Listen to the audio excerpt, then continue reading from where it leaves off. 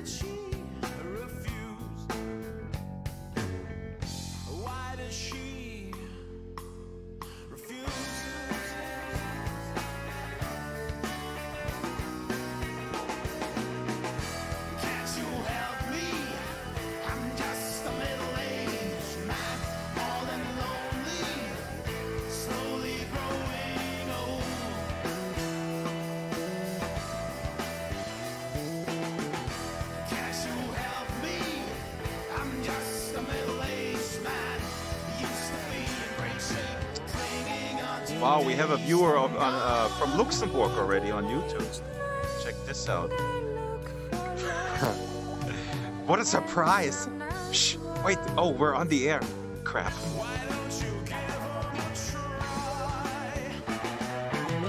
There's one thing certain in this shaky world, as that time keeps moving fast.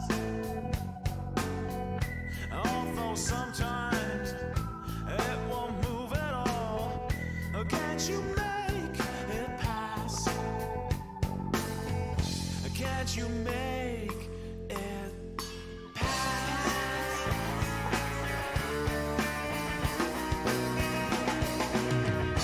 Can't you help me?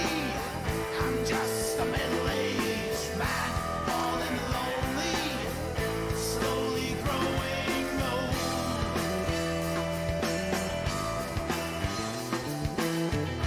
Can't you help me? I'm just a middle-aged man, used to be in great shape, clinging on to days long gone. Well, hello there and welcome to the Drax Files Radio Hour live from Sansar, as we occasionally do. YouTube is watching, Twitch is watching, and we have, I also would like to welcome the 114 Harvest people who are watching from 114 Harvest live in Sansar. Now, this looks exactly like 114 Harvest, but it's not. So if you're looking for me and my guest, who I will introduce in a minute, we're not there. This is a secret dungeon, a replica where we're hiding from the fans. And you have to understand this because we're both such enormous celebrities, especially authors are visually recognizable everywhere in the world. They can't go anywhere because everybody knows how they look. And the same with me, of course. So today, Tom Hillenbrand. Hello, Tom. How are you? Hey, I'm great. How are you? This is my guest, Tom Hillenbrand. Now, he is a author who started as a journalist, then wrote crime fiction about a chef who's involved in crime. And today we'll be talking, and I actually have to juggle a little bit because I'm in my HTC Vive today.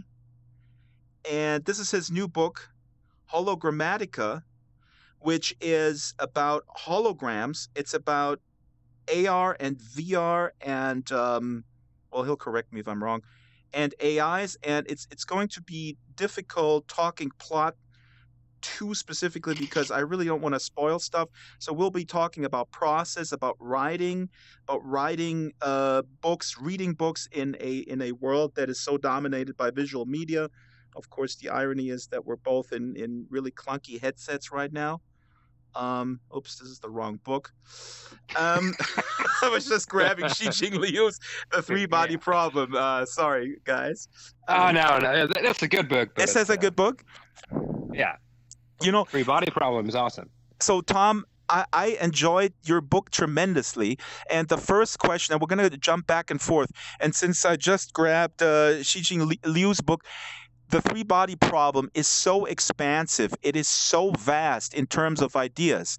Now, when you write something like Hologrammatica, where basically the world in 2088 is full of holograms. There are projectors that project overlays not only on buildings, vehicles, but also people. So people can just basically look however they want. They can have. They can have clothing, whatever they want. They're basically avatars, but in real life, they can also plant their brain. You can upload your brain and put your brain in a temporary. In German, you call it Gefäß. The book is not translated. It would be probably translated It's a vessel, probably. vessel, correct? Or receptacle. Yeah, vessel is probably better.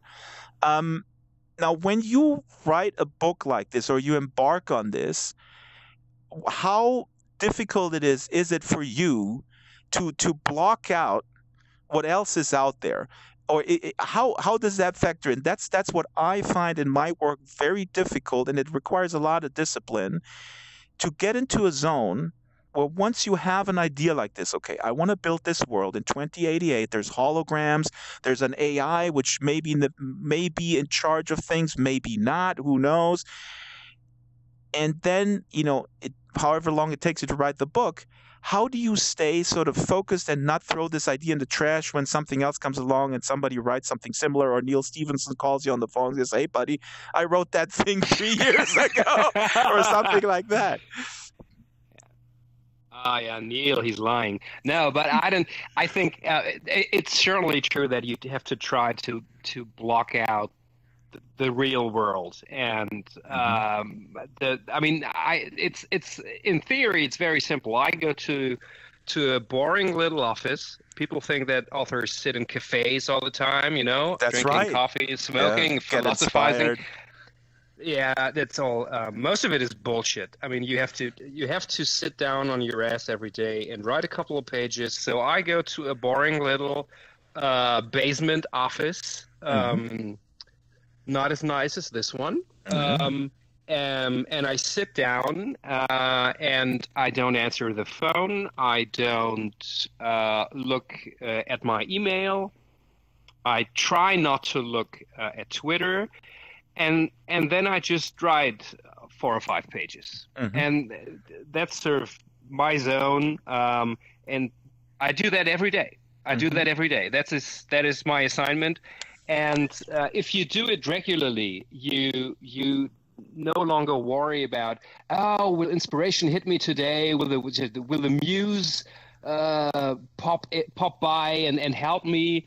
It's kind of like meditation. If you do it a couple of times, you learn to automatically get into that zone. And most of the stuff you don't plan in advance. It just, if you're lucky, you feel your feet lift off the ground and the ideas just come to you.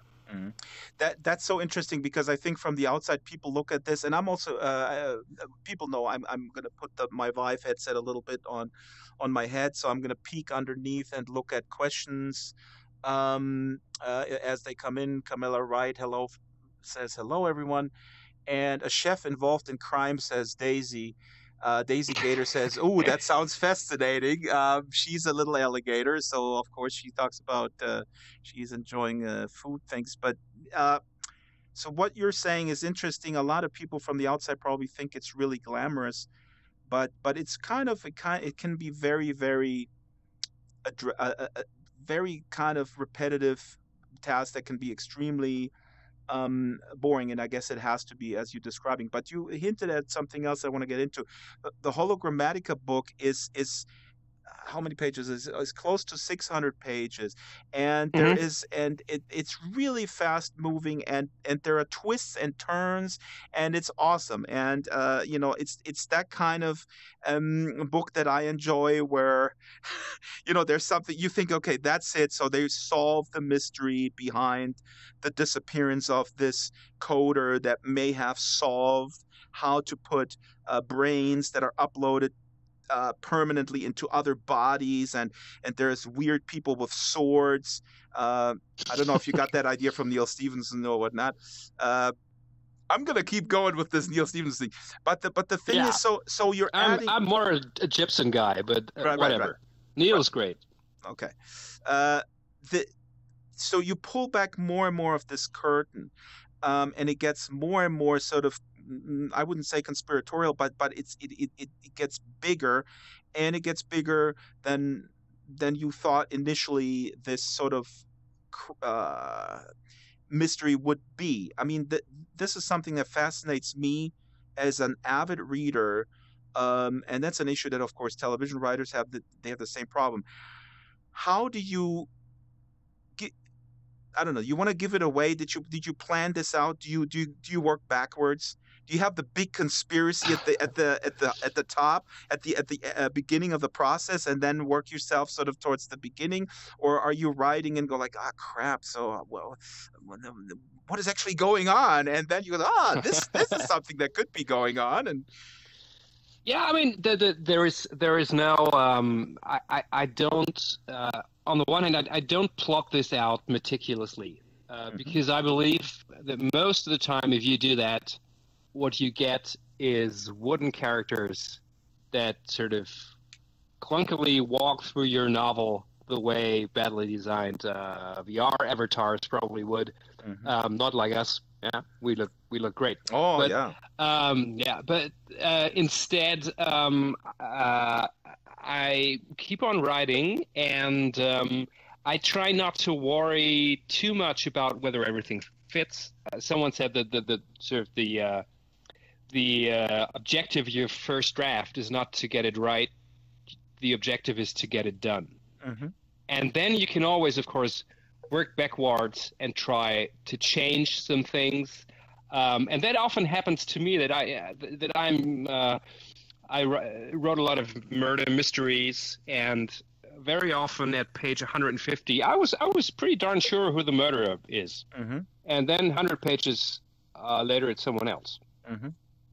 So I get surprised the same way the reader does, and if that happens to me, then most of the time it makes the story more lively and not as foreseeable. So that's a good way to do it, I think. But with murder that's mysteries, not to say there's no. What's fascinating to me, I mean, I inhale that stuff, and I also read literary. I don't discriminate personally. There's the story that I've told before when I was into Conan, when I was, I don't know, 13 or so, or 14. I bought all these Conan books. The movie had come out with Arnold, and there was this Heine German publisher had this wonderful edition with Arnold on the cover, and I bought them. And my mom was a little bit of a snob, a little bit, and she said, she claimed that she threw them in the trash. They were gone one day, and she said, I should read good stuff. This is garbage. I don't discriminate between sort of high literature and whatever they call it, low literature or just genre fiction. The reason why I bring up this anecdote is actually I don't know, but it's just a funny anecdote. What you were talking about, what I'm curious about, isn't there a limited amount of possible, especially in crime? Now, you said you know who the murderer is, and then the murderer is someone else.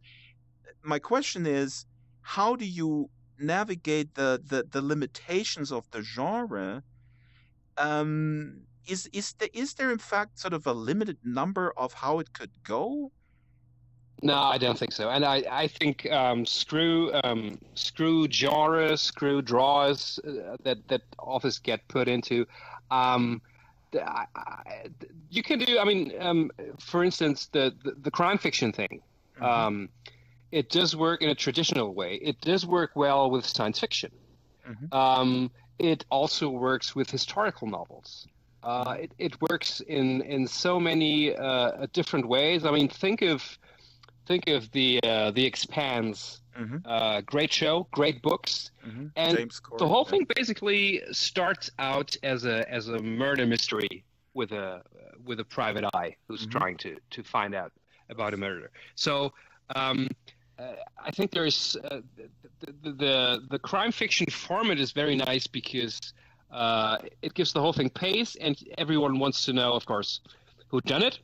But you can use that in any genre, and I think to say that there's a limited number of outcomes would say that the human capacity for doing horrible immoral things behavior, horrible behavior is limited, and it certainly isn't. That is certainly true. We're experiencing that in the physical world right now.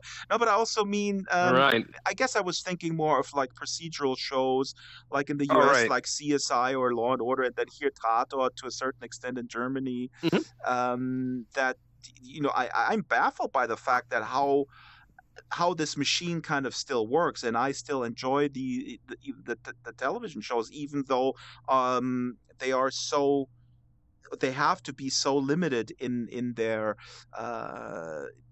with their formula. I'm not saying that you're following that formula. I mean, what you're saying is, I guess, is how you also transitioned from your cook to your Galahad Singh, the protagonist of this current novel. Is that kind of how it went when you wrote? I don't know how many books you wrote with Xavier with Kiefer, who's a Luxembourg the chef from an accidental detective from Luxembourg. I'm still writing him. I'm on my 6th right now. I've just dropped that into the mailbox. Of course, I didn't. I sent it by email, but it's I don't know. I guess I thought that, okay, if you do another crime fiction, do you really want to do, I don't know, instead of Luxembourg, do Berlin or Munich or London, but do it in the same contemporary setting? And I thought that was boring. So,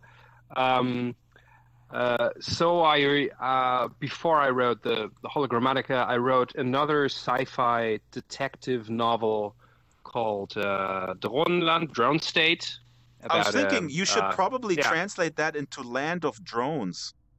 Sounds like Game of Thrones for a movie or something. Yes, they bought the movie rights to that.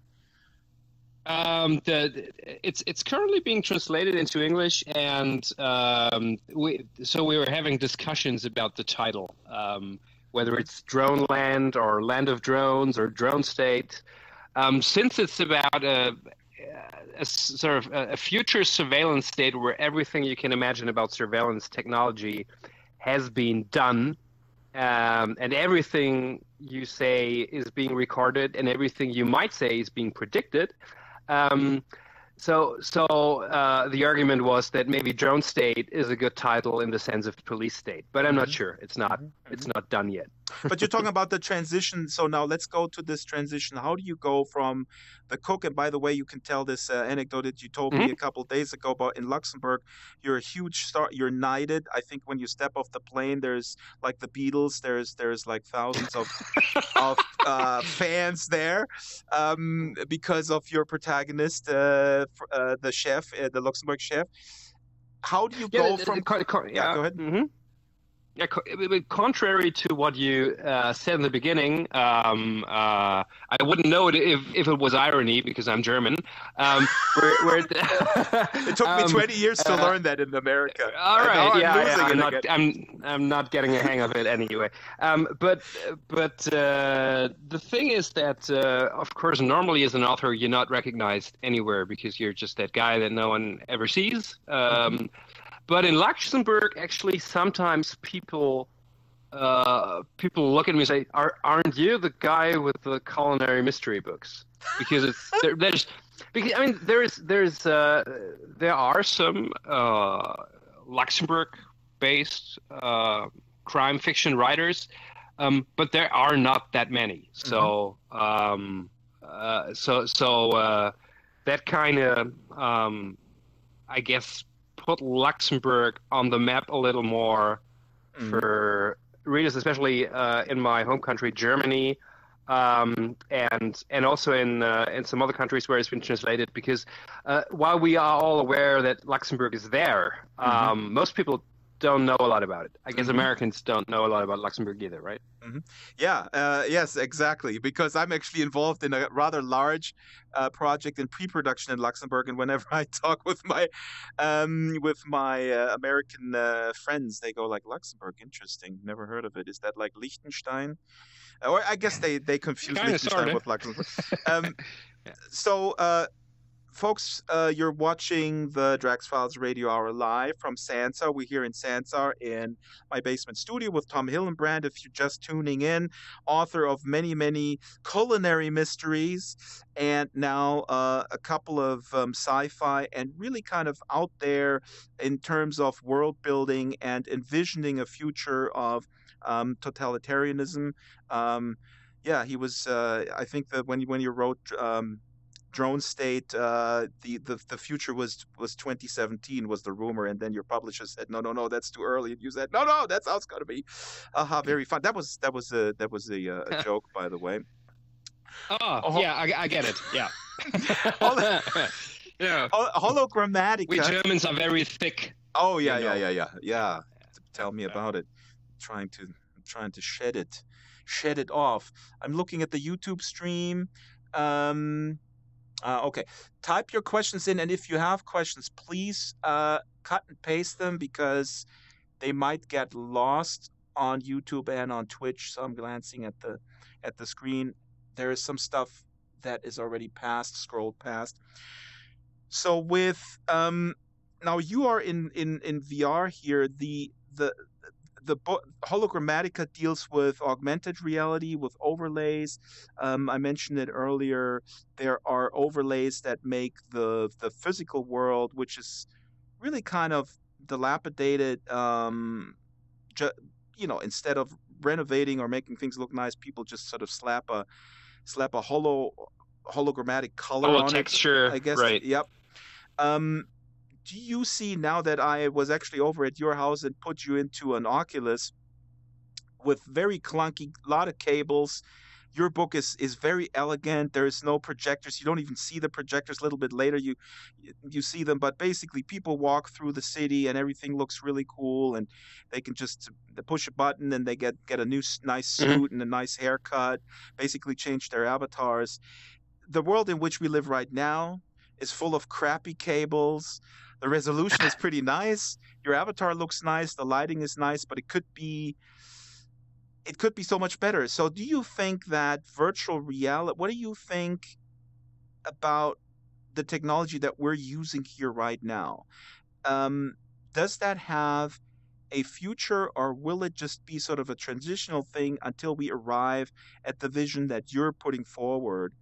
Or Werner Vinch in Rainbow's End, for example, where people have contact lenses, or where they switch an overlay and have the physical world basically transform and just have textures overlaid over physical objects. I think there's sort of two questions, or two things in that. One is in terms of technology. I mean, it's very easy to imagine if you're wearing an Oculus and you're in Sansar, the resolution getting even better, the avatars getting better, and so on. That is easy to imagine. The other question is whether will we spend a lot of our time in VR? Mm-hmm. So in the sense that, okay, now I leave real space or meat space and I go into VR, whether it's with clunky glasses or with more elegant glasses, all through a jack that we put into our, I don't know, cortex or something, whatever it is, it would be going from real space to virtual space. And that is one option. But what is sort of happening in Hologrammatica is that the virtual space there, or the virtuality, has eaten up real space. That's right. It's seamless. There's a Right. seamless transition. There is Right. literally no transition where you have to put anything on, press any kind of button. You're there, and I just wanted to add. So, spoiler alert! It's a tiny spoiler. The main protagonist finds a love interest who we don't even know if she's a woman or he is a man. The main protagonist is gay, and he meets that person as a woman first, but then that person puts herself into a different body to accommodate their relationship. And completely awesome idea. I mean, that's you know. Yeah, I mean, it's. I think Neil Stevenson called me earlier and said, "Are you speaking to Tom Hillenbrand?" That idea with the bodies, with the vessels, is pretty cool. So I mean, he had that in his drawer for 5 years. Should have written it down. Exactly. So now it's mine. Yeah. First come, first for serve. Neil. But you were saying basically the world that you put forward is a seamless transition, or as you put it, it's eaten up. I wouldn't say it's not even a transition because their sort of the hologrammatic polisher makeup or whatever you call it, it is everywhere. And it's not a thing you can opt out of. It's not like if someone has sort of renovated his building, not really renovated it, but put nice new color on all the walls, hologrammatic paint, because it's cheaper. You have no way of seeing the dirty bricklayer behind it as a normal person. So then, I mean, it's a little philosophical. That's interesting. What you're saying, if you wanted to live, if you wanted to get the grit, the grime of something, of like a historic building, or even just, if that makes you feel good or alive or whatever, if that's your thing, then you can't opt out unless you have some of the. As the protagonist has the stripper goggles. Stripper goggles, right. Okay. The stripper goggles to strip out sort of the hologrammatic layer. Oh my God, we just have 20 more viewers on YouTube when we mention strippers. See that the YouTube algorithm. The book is not about just boring holograms. There is a stripper No, it also has gay sex and other interesting things. That's right. 50 more? Right, all right. Very good sales pitch. And the thing with the in Hologrammatica to sort of to opt out of the improved reality 2.0, you have to put on these stripper goggles, which of course is an idea I didn't steal from Neil Stevenson, although I would have liked to, but I stole that from Carpenter. If you remember, They live. It's kind of like that. Oh my God, you're right. Yeah. Oh my God, They Live, the best film ever made. Right, with Roddy Piper. That's right, and it's so corny. And I recently rewatched it, and it's this corniness. It's beautiful. Yeah. Oh my God, the young people who are watching this going like, "Oh my God, what are you guys talking about? The '80s?" Listen, guys, the '80s, the movies of the '80s. Yeah. Oh my God, sorry. I think my favorite quote is where he stands there and then he says, "I came here to kick ass and chew bubblegum, and I'm all out of bubblegum." Right. Yeah, so in They Live, I mean, just in case people didn't see it, so they discover through these cool kind of Ray-Ban sunglasses that the entire world has been taken over by aliens, and all the messages in media is just consume, reproduce, blah, blah, blah, which is... Obey, right. Yeah. Every billboard, everything projects these messages, and you can't see it unless you put on the glasses. So that's kind of the same, the same idea. But it's benevolent. There is an opt-out, but sorry to jump on you because I want to. This is what I want to know from you now. You, in the book, one could say that. Wait a minute, what's wrong with that? Everything looks really super nice. Don't most people want to look nice? I interviewed Philip Rosedale, founder of Second Life, last year for my film, and he said, and I asked him about avatar diversity, and he said, most people want to look like a better version of themselves. But as we just discussed, that may really not be true for a lot of people, and it's very reductive thinking. So what do you think? Let's go into this direction. What do you think about the world in Hologrammatica, where everything is really kind of polished and London looks cool and Paris and there were certain decisions have been made as you describe in the book. Certain cities have retained some history, others have sort of, or whoever was the decision maker, polished it over. But all in all, I can hear a lot of people say, what's wrong with it? What's wrong with having a nice apartment Right. where with no cockroaches and I, no paint peeling I off? I mean, I think, and that's it's an interesting point because one of the most interesting things I think in science fiction is not the technology itself, but how people in societies react or use that technology. And I would think if you had that kind of polished reality, that of course there would be some people that say, oh, "Come on, it's all a lie, and we're getting cheated, and it's just like the government trying to hide stuff, man." You know, but that would probably 1%, and the other 99% would say, "Oh, it's shiny stuff, cool." I think most people would accept it without thinking too much about it. Which is what we do with most technology. We don't think about how our iPhones or Androids might spy on us, how they might track us.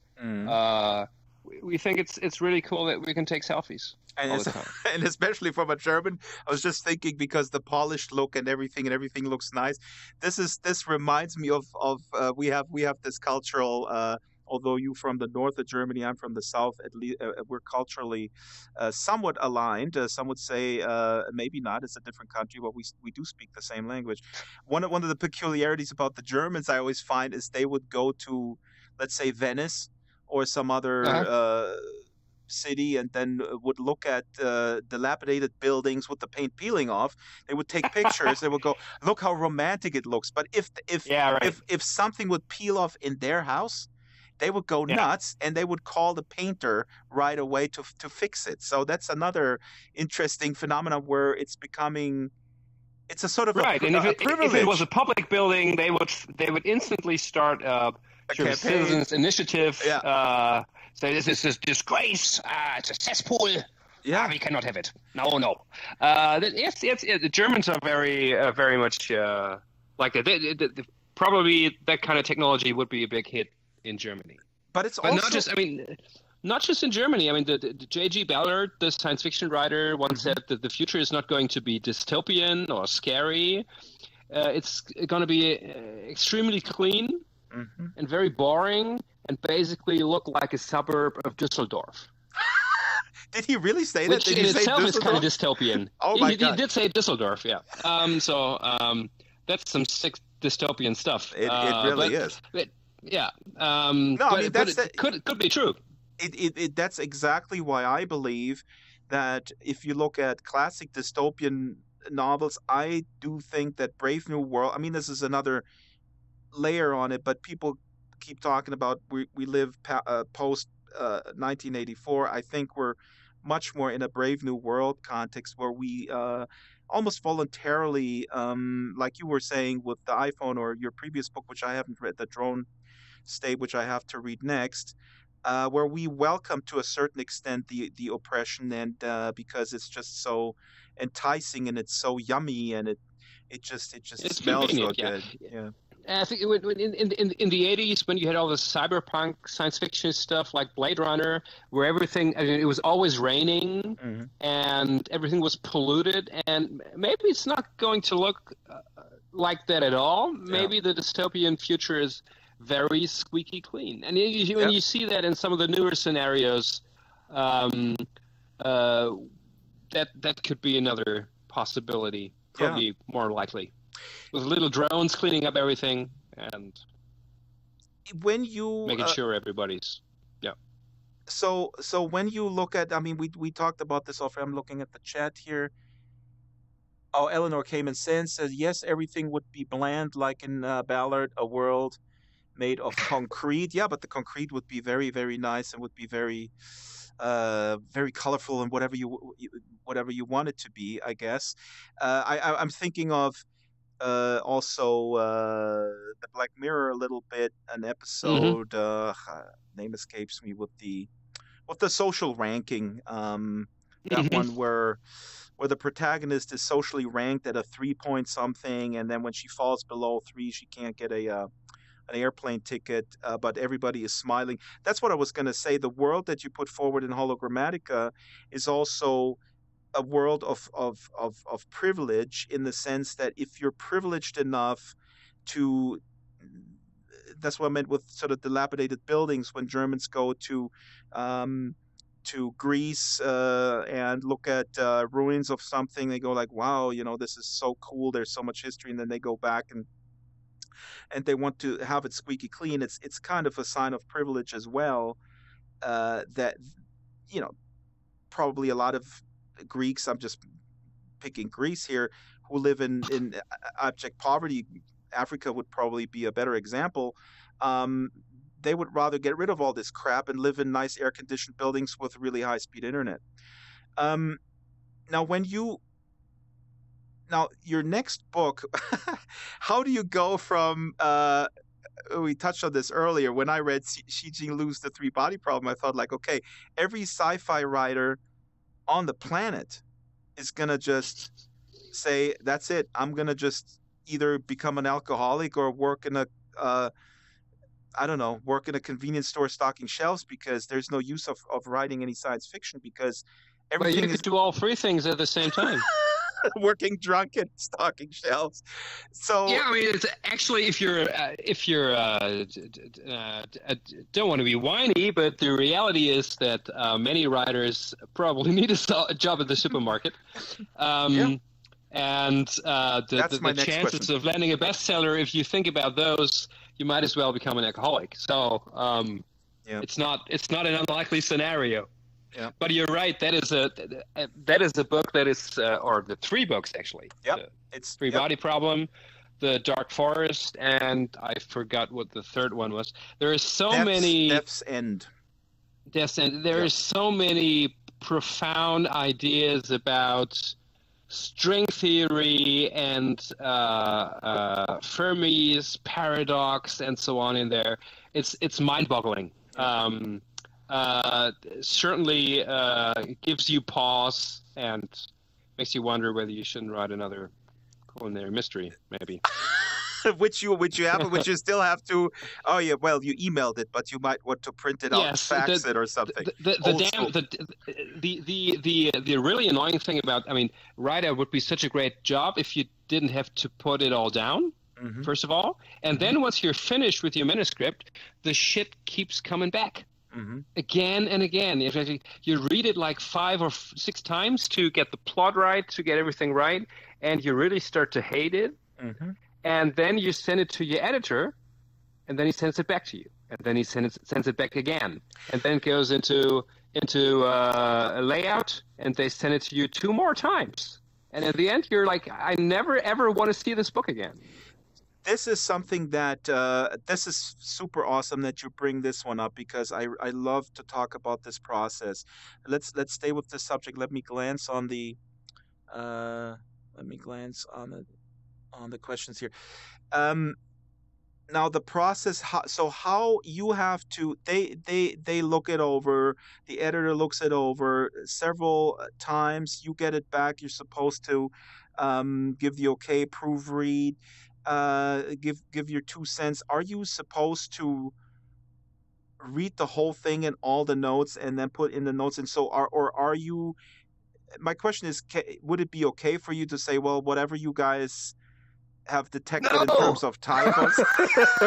Fuck no. It's not possible. It's not. I mean, this is, if you're serious about this. So you have to push back against them too, to some point. You sometimes have. I mean, would you if you had some sheet music you had written months and months, and you gave it to someone to check out whether it's okay, would you say to him, okay, if you add some notes or subtract them because you feel it would sound better, never mind me, just do it and print the CD? You would never do that. No. So of course not. And it's the same thing with the book. Of course, you and of course there's sometimes is little fights with the editor or big fights with the editor.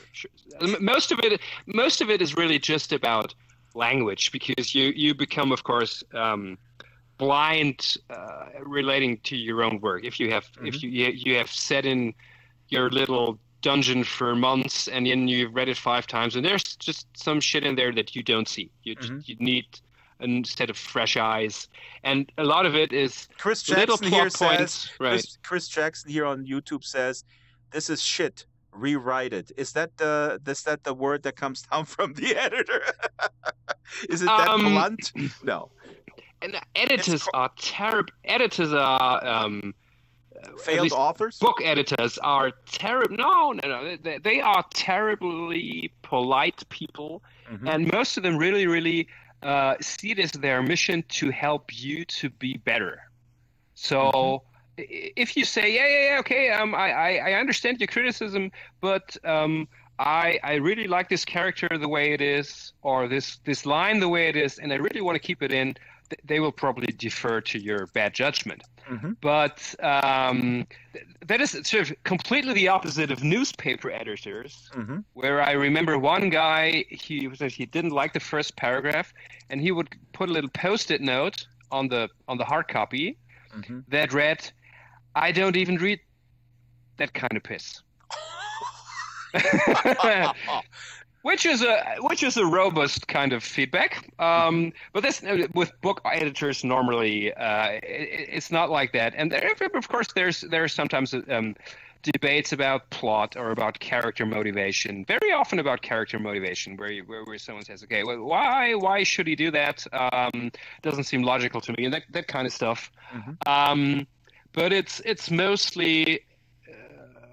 If you've done your work, it should be mostly polishing and little things. But it's on the other hand, the errors they find, the really stupid, idiotic things you should have realized yourself.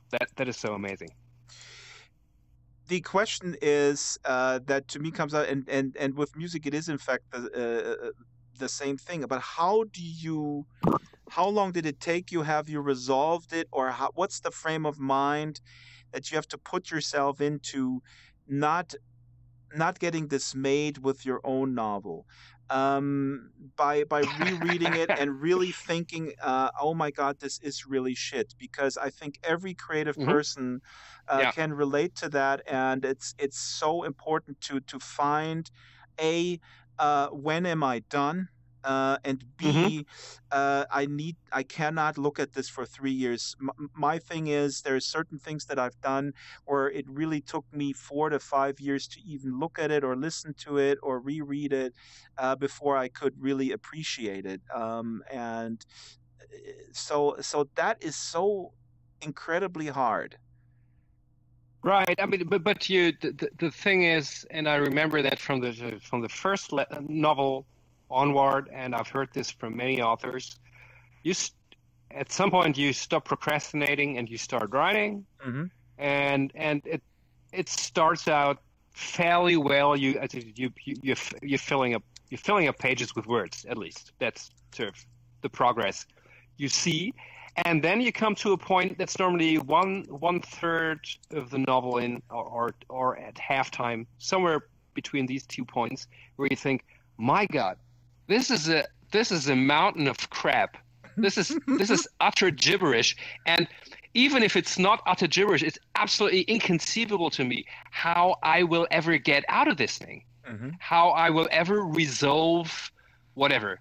The murder, the relationship drama, the sort of the 50 loose ends. I have no idea, and I never will.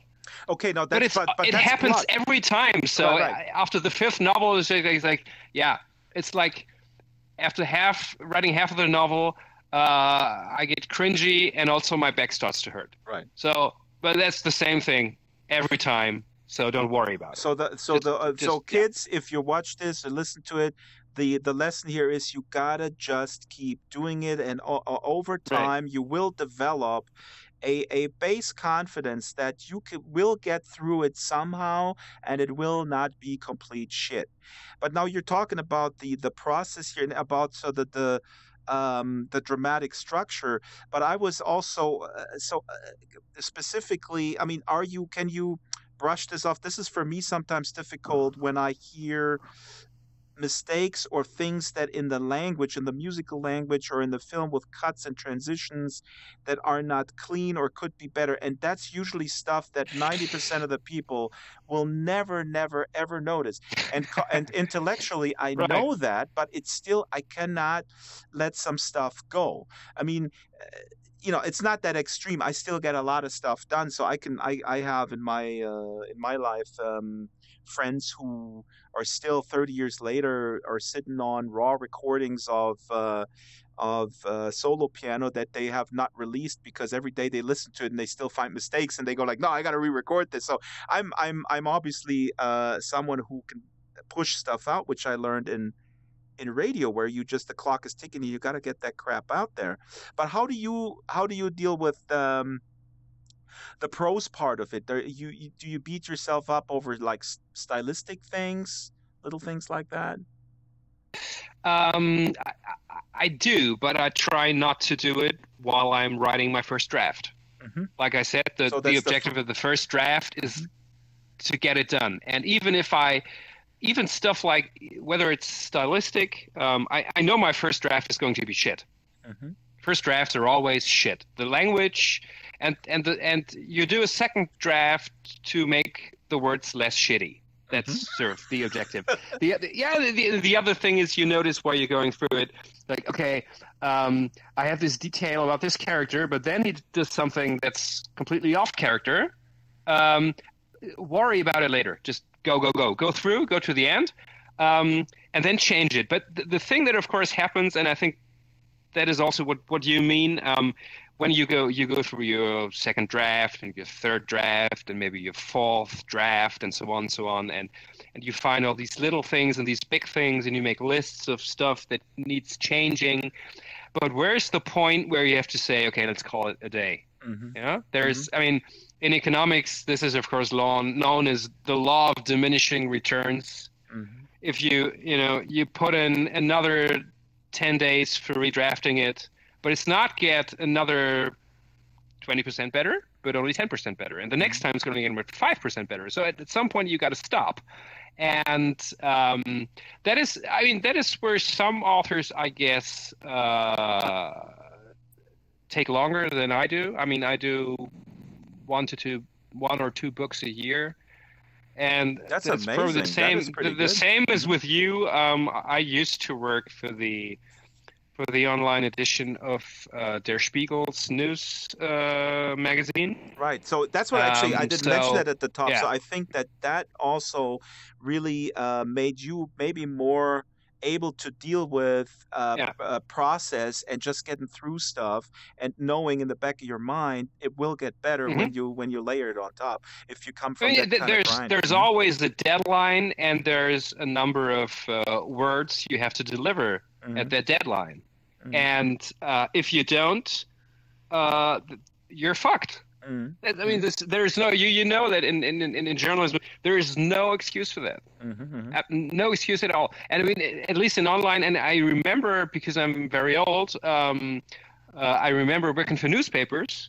And wow, and those things printed on paper, yeah. Mm-hmm. Right, and that was like when you screwed up your deadline there.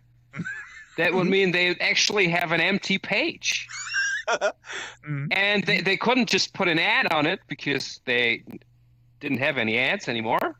Internet was already creeping up on them. So you have to do, I don't know, they had to put a big photograph there or something. Mm-hmm. So that was sort of the greatest sin. And then I guess that kind of trained me to not to be too picky. There's some point where you have to let go. You're listening to the Drax Files Radio Hour without Joe Yardley. I should say Joe is not with us because she opted to move away from Amsterdam into the Dutch countryside, so I had to fire her as a co-host. I'm doing this by my own. She doesn't have the bandwidth, and that's how it goes, folks. It's a neoliberal world. It's social Darwinism on steroids. There's no bandwidth? Where she is outside of Amsterdam? No, it's like 5 hours. Like she's really kind of totally in the countryside. They're putting some fiber optics by next year, I was told. So yeah. No, it's good. This is just my No, it's like really. I mean, if you go to the Bavarian countryside, I think it's also again pretty bad out there. Yes, I think in terms of I generally don't go there just because I'm not really yeah, interested in having. just to really advertise my home country. If you're into broadband internet, Germany in Europe is probably one of the worst places you can go to because overall our broadband is shit. Well, but Plus it's expensive. yeah, but wait. Well, in the U.S., it's 4 times as much for the speed that we have here. I know what you're saying, but there are exceptions, and we're lucky. So, I mean, nach mir die Sinnflut, ein gutes deutsches Sprichwort. Who cares? In where we live, in the Munich neighborhood where we live, which we shall not name, because again, we don't want the crazy fans. Not that all fans are crazy. It's usually Yeah. one crazy fan per 20 fans, or like one at like 0.5. So one real nut job. Yeah. Oh my God, I'm digging my own grave. Does somebody have a shovel? I was gonna say actually the internet here in our neighborhood is pretty good, and it is actually quite affordable compared to where we lived in California. And the reason is monopoly. So it's not paradise here for sure, but it's the monopoly issue is not as bad as it is currently in the U.S. Now, I was gonna add to what you're so wonderfully described, and I hope people get. I know there's a few authors watching this as well. Hopefully, get some really good tips for the daily grind. The difference between daily paper or online journalism and me having been in radio and what you're doing now is, of course, the wonderful thing is you get another chance to do it better the next day. With a book, a movie, or a soundtrack, that's going to live for a long time. People will reference this. If you write a shitty story or some half-ass, you can correct yourself the next day with something better, and then over time, cumulatively, people will see like this guy has talent or he doesn't.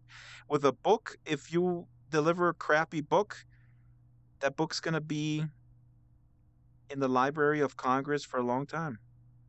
I don't know if you Yeah, understand and the Library it's of Congress. The anguish, the in- mental there anguish, there the is a anxiety. there is a German equivalent. I don't know what it's called, but That's it's right. somewhere. But the thing these days, of course, is I mean, if it was just sit in this dusty library, and Mhm. everyone would forget about the shitty book, but now You're going to get hammered on Twitter. people, people, yeah, you get hammered on Twitter, and you. I think people that don't work in, I don't know, in content in the sense of music Yes. or books or that kind of thing, they are not aware that we get rated. Everything we do get rated. I mean, you Google Hologrammatica on Amazon, and you can see how many stars it has on average. And on So Goodreads, too. there is, I go to Goodreads. There is and no then- way out of that. Yep. And if you have a really shitty book and it has, I don't know, 500 reviews with a total of 1.5 stars on average, people will not buy it, I guess. And Okay, but now it'll sit there forever.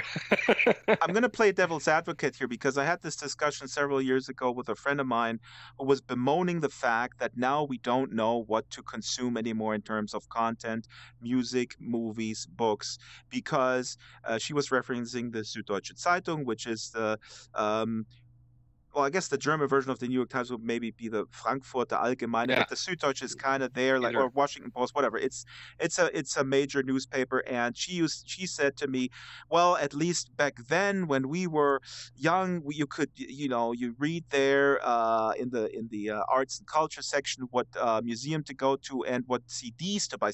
She specifically said like with music, and I said, I don't miss that at all because. Why would two people who work in the arts and culture section, why do they have to tell me what Right. music I have to listen to. So I know exactly what you're saying. I'm in the middle with this. This is not. It's very problematic. What you're doing, what other people are doing, this can be destroyed by a mob with a mob mentality very quickly. But I do the same thing. If I want to read a book, I look up the average The review, stars. and it's, I mean, it's, yeah, and it's just the other week I told someone about someone told me about what was it? It was a sci-fi movie. I think it was Passengers. And I thought about watching this, Mhm. and I looked up the IMDb rating. Yeah, I mean, of course. I could mean, just yeah. trust I could just have trusted my friend's recommendation and Mhm. just watched the damn movie. But it's so ingrained in you these days for everything. I mean, there is no difference there really between in the consumer's eye or for Amazon whether it's a book or toothpaste. Yes, absolutely. It And has that's a the problem. same 5-star rating thing going on. I don't know if you can compare them. You know, No, this is can you compare Neil Stephenson novel to with a toothpaste. Taste in any way? Well, see, this is now we're getting and we should- Glittery, futury toothpaste, we- maybe? we're running a little bit out of time and so we got to do this again. We're going to do a 2-hour, 3-hour show because now we're getting into a very interesting area. I would respond to you by saying the problem here is, what do we want out of this content?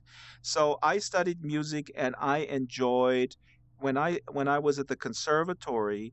I was always into really loud and noisy 20th century composing that other people thought was just total garbage and just noise. Now, Stockhausen. let's say Stockhausen or exactly experiments with noise or with electronic stuff in Ligeti, things that were just also depicting the horror of real life events in music, and then of course couldn't be, this is not something you listen to when you're having lunch with or dinner with your friends. Now, what you're describing, my worry is here. If I gotta look at the clock, otherwise I'll go on for an hour. The worry is that all we want, it seems to me, out of books, out of music, out of movies or television shows is something that sort of soothes us and passes the time without too much friction. And actually, here's a concrete question. I mean, is this something that you have to talk about at your level where you're a proven entity to your publisher? So I would imagine you have more of a say about certain decisions where somebody may say, well, we got to cut this, or we got to cut the exposition because you got to get into the action a little bit faster. People will put it down. They're at the airport, they're reading the first couple pages, and if the action is not right there, stuff like that.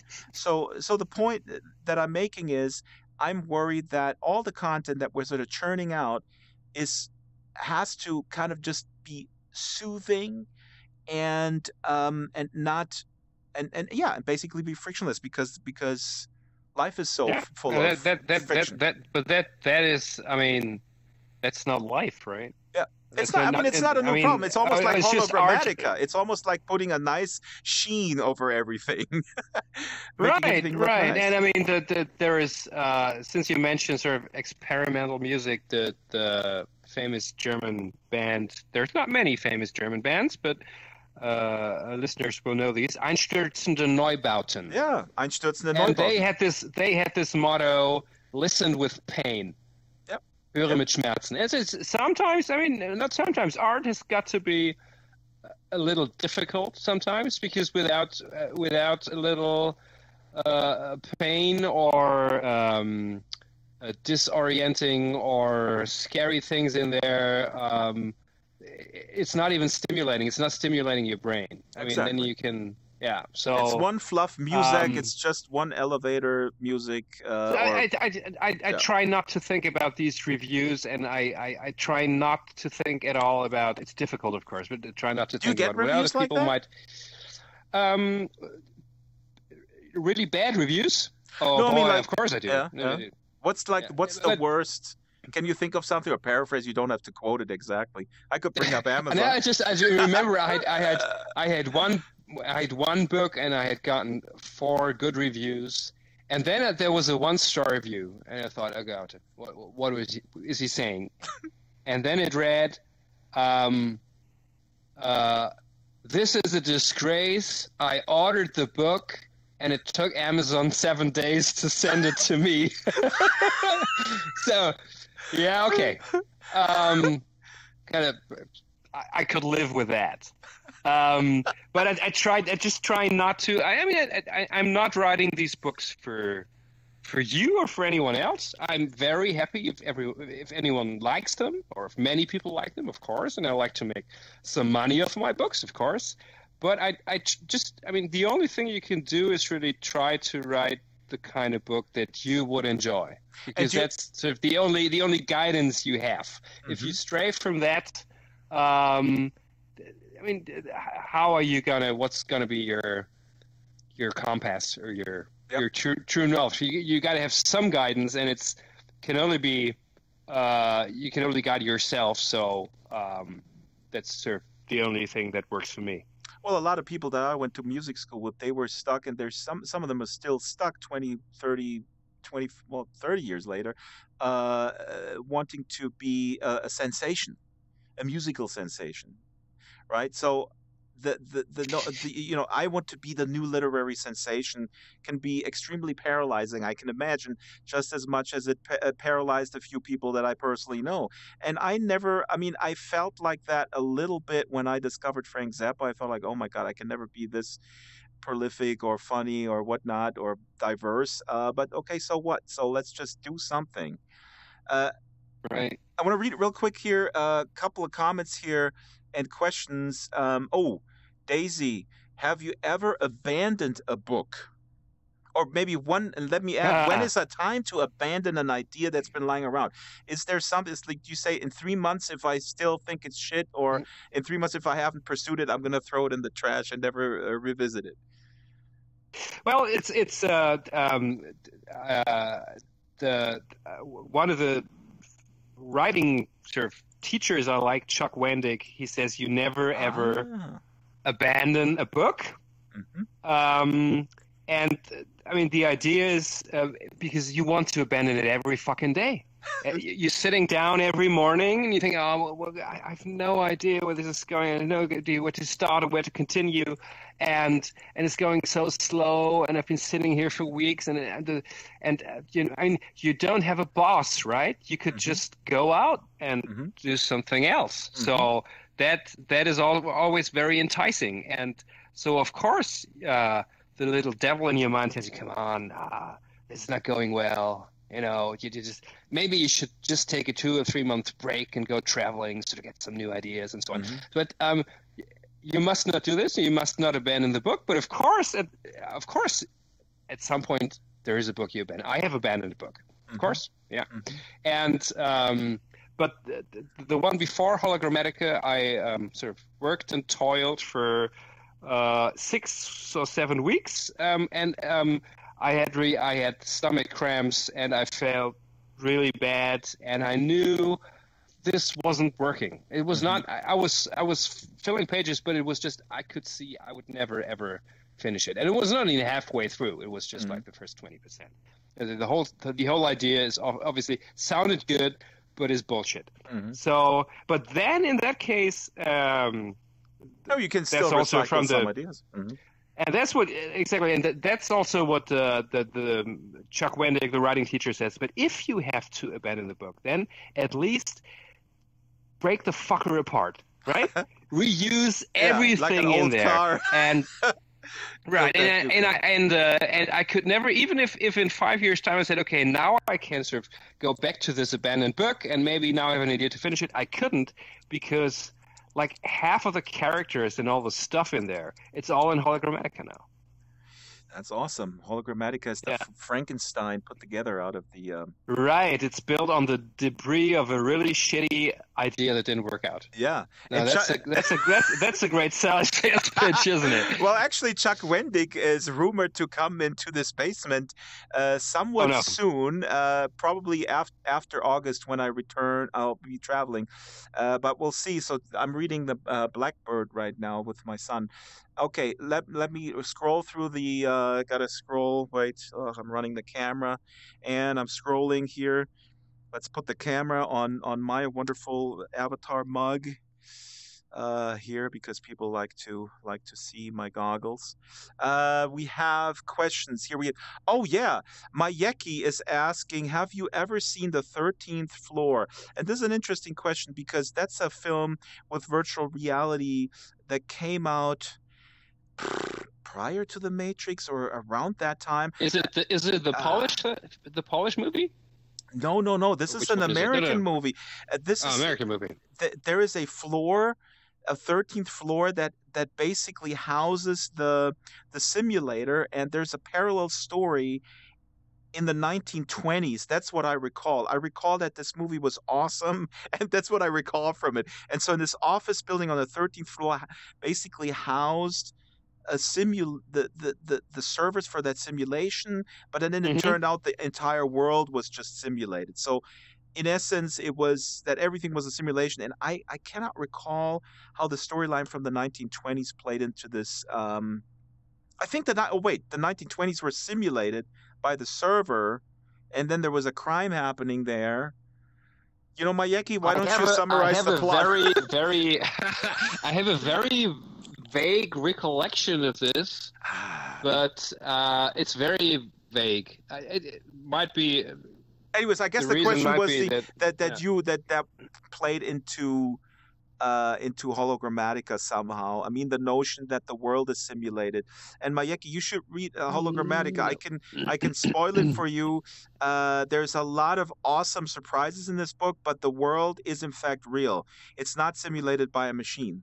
So, in other words, Tom wrote a book about something that is not real because, as we all know, the world is in fact simulated by Philip Rosedale up in Silicon Valley. Okay, that was. But it's. I mean, the since you mentioned the Matrix is of course the obvious thing about simulation. But the other thing is the Fassbender, the German director. He did a thing called World on the Wire. That's right. Welt am Draht. Oh my god! And that was like in the 70s. And you can see a lot of ideas there that the Wachowski brothers probably were inspired by. You know, including the telephone booths you used to up level to the other reality. Oh my god! I'm gonna put all this in the YouTube description so we don't forget that, and then. This comes out as a audio podcast on Monday. It's so awesome that you mentioned Fassbinder because I think this might be even on YouTube now. Somebody probably put it out there. Chris Jackson is asking, "What is your inspiration?" When we're 3 minutes after the top of the hour, do you have 10 more minutes? Sure.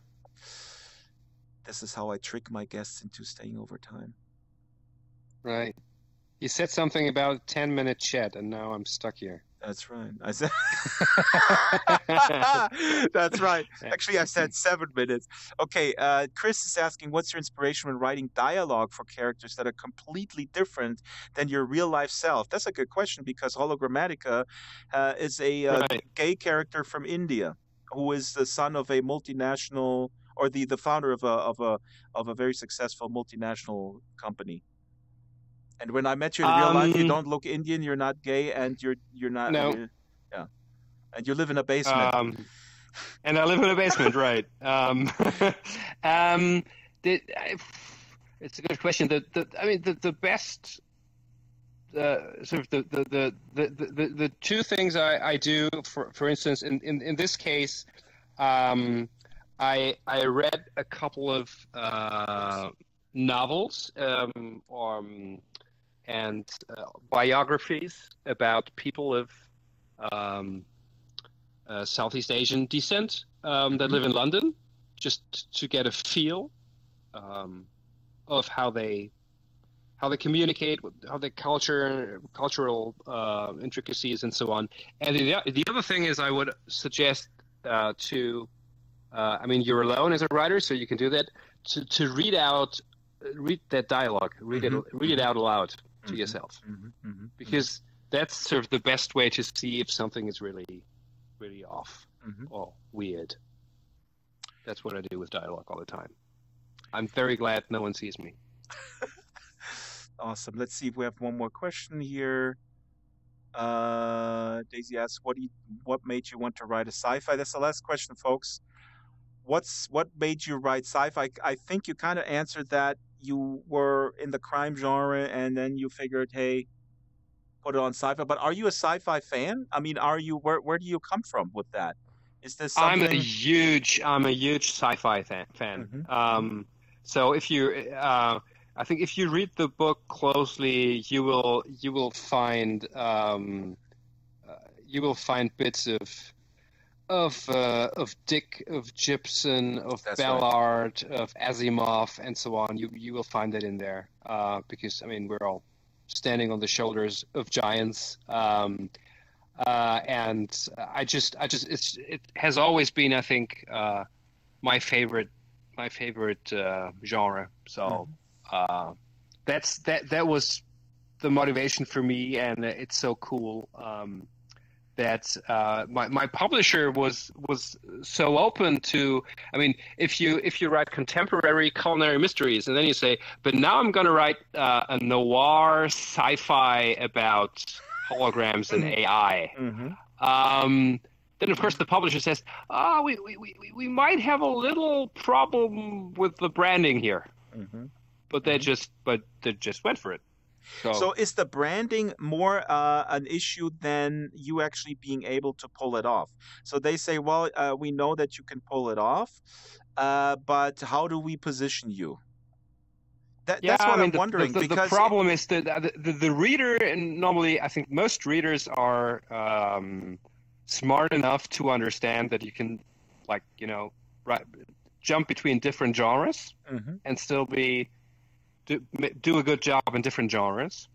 But the thing I think that the publishers often worry about is the booksellers, the bookstores, because they're still quite important, and you have to communicate to them. The guy who you have here with the Luxembourg stuff, you now also have to put him on shelf space in the sci-fi and fantasy section, and they might be like, what? Huh? They like their authors in easily identifiable drawers. So I guess that's typecasting. That's the problem. Yeah, that's interesting. That's stocking shelves. It's like at the drugstore. You can't just have where do you put the shower gel that is also a body lotion? I mean, where do you put that stuff? I mean, it's a legitimate issue. I completely understand. Okay, we're out of time, folks. Thank you for watching, and thanks for chiming in, and thank you so much, Tom. Awesome. And we set up the Oculus. It's your inaugural Oculus thing. I'm gonna be hanging out a little bit at 114.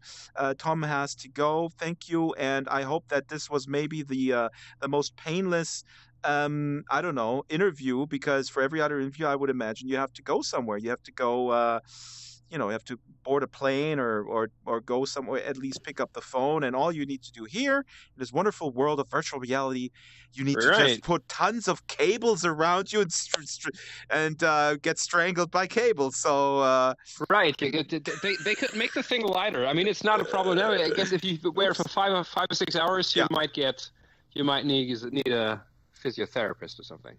Thank you so much for having this thing on for an hour. Thank you. Yeah.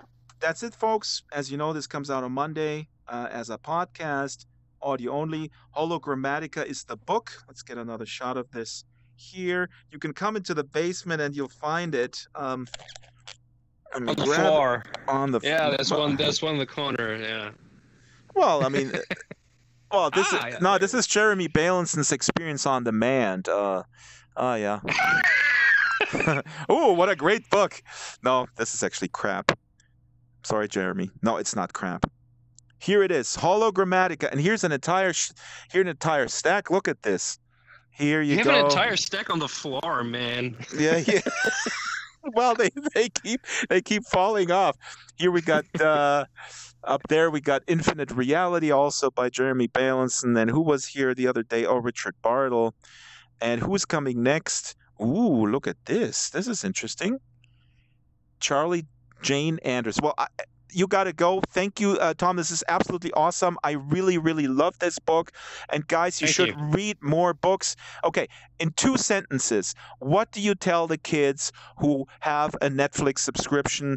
How do you keep people reading, for crying out loud? It's something I'm struggling with. My son reads, thankfully, because we read. But how do you cannot compete to a Netflix subscription. There's always something on. There's always something enticing. Right. I don't know. Maybe rip out the cable. Okay, that's it. That is the burn the fucking thing. Wait a minute. Didn't you tweet something? Wait, I recall you tweeted an idea, a cafe, or some sort of place where everybody gets in. Right. But that's really, really nice, but there is no net. And you have to leave your device. Your device is sort of the entry ticket. That's the entry ticket. The entry ticket is your device, and you put it in a basket, and then you can enter it. And it's such an enticing, awesome social place that everybody wants to get in there, and in fact, everybody can, if they can temporarily abandon their device. That's awesome. Right. Okay, well, I'll call my agent to steal that business idea and open a chain of restaurants that does that. I hope you get 5 stars, right? Because if you start with 1 star, you're pretty much screwed. No one will go there. I know. Don't give me 1 star. Okay, that's it, folks. Take care. Goodbye, Tom. And Goodbye. I'll be over there. He's walking out. He can walk up the stairs. And that's it.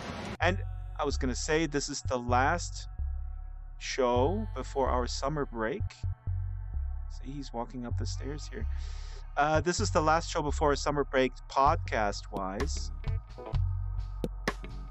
But we, of course, continue with live streams.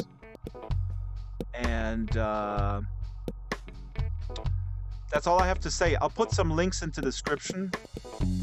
The book is really, really fantastic. And I know, I keep going on and on how much I read, blah, blah, blah, blah, blah. We actually have the Drax Files Book Club coming on July 16th. So there will be more reading-related Sansar shows. Okay, I'll see you over at 114 Harvest. That's it, Draxter out. Goodbye.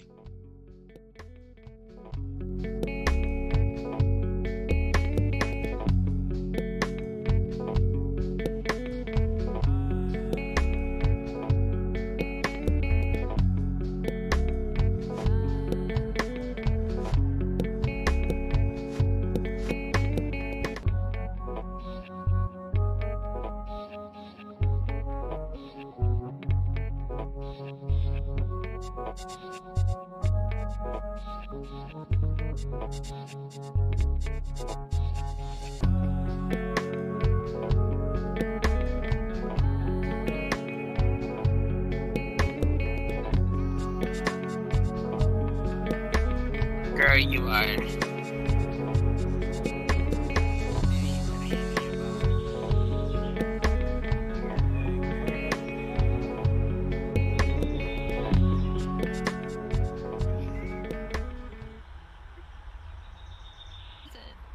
Anything bad.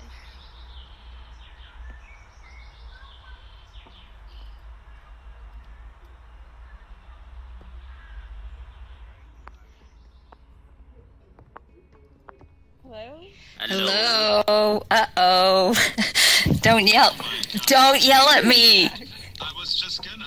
I didn't know. I'm not talking about that. That's fine. That's fine. But I was like, I want to go after this live show with all these technical things, and I just want to go into my basement and I hear this voice. Yes. Oh yeah. Oh yeah. Hey. Double time. Am I being haunted? Leopard. Yeah, sorry about that. Yeah. We didn't realize it was popping. Yeah, I heard it better on YouTube. Yeah. But is it too? Is it not loud enough? Oh, we got an open mic. Because you were further away from us, it was less loud. When I camped up to it, it was perfect. Yeah.